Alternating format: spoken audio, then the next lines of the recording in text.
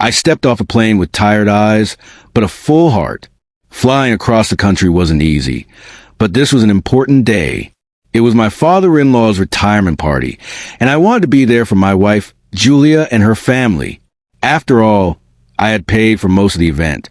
The catering, the hall, even the band. It was all arranged under my account. I told myself it wasn't about money.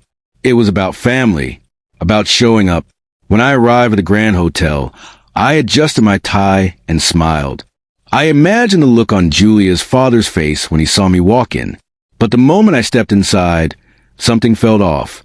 The room was buzzing with chatter, champagne glasses clinking, people laughing in clusters.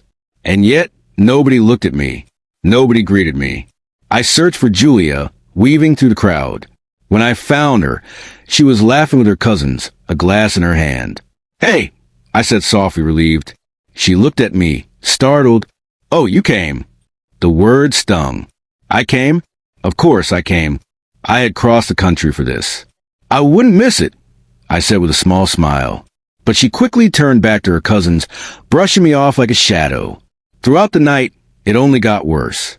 When her father gave his retirement speech, he thanked everyone, his colleagues, his wife, his friends.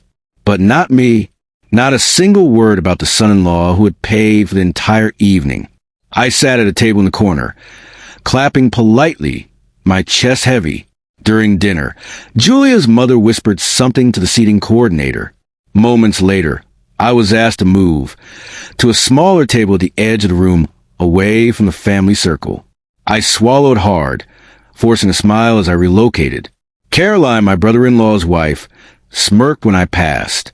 "Guess you're not as important as you thought." I said nothing, but the silence inside me was deafening. I thought of the late nights I worked, the sacrifices I made, the account I drained just to make this night special. And here I was invisible. The band played, people danced, glasses clinked again. And I sat there, realizing something I should have seen long ago. Family isn't who you spend money on. Family is who saves you a seat, who looks for you in the crowd, who says your name with pride. I stood quietly, slipped out of the hall, and walked into the cool night air. No one followed. No one noticed. At the airport the next morning, I watched the sunrise over the runway. It hit me then. I wasn't angry. I was free. Because sometimes being ignored is a blessing in disguise. It shows you exactly where you don't belong, so you can start finding where you do. And as the plane lifted into the sky, I whispered to myself, never again. Not with them. Not at my own expense.